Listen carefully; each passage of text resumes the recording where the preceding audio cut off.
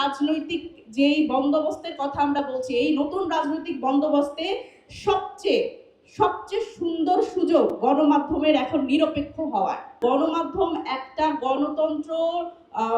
গণতন্ত্রহীনতায় একটা খুব বড় দোষর হিসেবে কাজ করেছে। গণমাধ্যম একমাত্র জায়গা যেটা আসলে সবার থেকে নিজেদের আলাদা করতে পারে শুধুমাত্র নিরপেক্ষতার জোরে। আমরা গত 15 বছরে দেখেছি যে আসলে যে গণমাধ্যম এবং সরকারের এবং রাজনৈতিক দলগুলোর মধ্যে যে পার্থক্য হওয়ার কথা ছিল, আমরা সেই পার্থক্য দেখতে ব্যর্থ হয়েছি এবং গণমাধ্যম এই তাদের যে একটা নোবেল দায়িত্ব, সেই দায়িত্ব থেকে অনেকখানি সরে এসেছে। এবং দেখেন, রাজনৈতিক দল বলেন, সরকার বলেন এবং ক্ষমতাবান গোষ্ঠী বলেন, সকলেরই কিন্তু এক ধরনের আকাঙ্ক্ষা আছে ক্ষমতার কাছাকাছি থাকার এবং ক্ষমতাকে তোষণ করে চলার যে একটা প্রচেষ্টা, সেটা সকলের মধ্যে আছে। আমরা গত 15 বছরে সেই নসিহত অনেক দেখেছি এবং সেই জায়গা থেকে আমি যেটা বলতে চাই যে গণমাধ্যম একমাত্র জায়গা যেটা আসলে সবার থেকে নিজেদের আলাদা করতে পারে শুধুমাত্র নিরপেক্ষতার জোরে,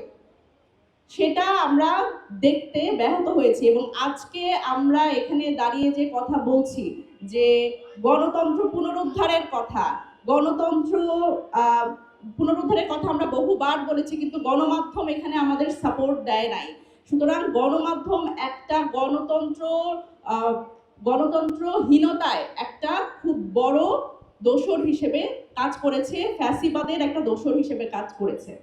সেই জায়গাটা, সেইটা যেহেতু আমাদের দায় আছে, সুতরাং দায় থাকলে যেটা হয়, দায়বদ্ধতা তৈরি হয়।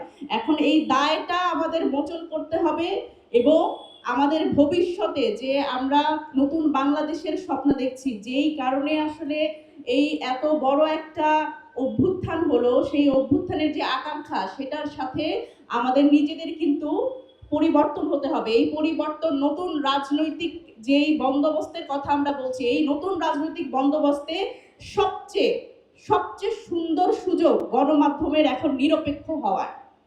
এই সুযোগটা যাতে আমরা না হারাই। দেখেন, আমরা এই যে এত বড় একটা অভ্যুত্থান হলো, বাংলাদেশের একেবারে জেকে বসা ফ্যাসিস্টকে পতন করা হলো, তারপরেও আমরা এখন দেখি এই গণ অভ্যুত্থানটাকে একটা আন্দোলন বলা হয়। বিভিন্ন গণমাধ্যমে আমরা দেখি আন্দোলন, অনেকেই লেখেন আন্দোলন। সুতরাং আমাদের ভুলে যাওয়া যাবে না যে এই অভ্যুত্থানটা আমরা যদি আন্দোলন বলি, তাহলে আমরা সেই পরিবর্তনের দিকে যেতে পারবো না এবং এইটাও একটা অপসাংবাদিকতা। RICL TMX, যুগের পর যুগ স্থাপনা থাকে মজবুত। আমরা বহু বছর ধরে এই অপসাংবাদিকতা দেখেছি।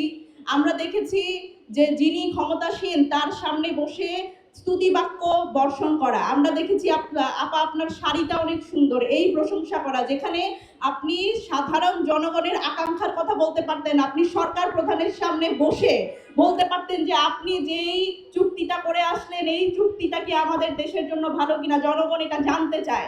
আপনি সেই প্রশ্নটা করেননি। সুতরাং গণমাধ্যমের যেই ভূমিকা গণতন্ত্রের পক্ষে, সেই ভূমিকা গণমাধ্যম দেখাতে ব্যর্থ হয়েছে।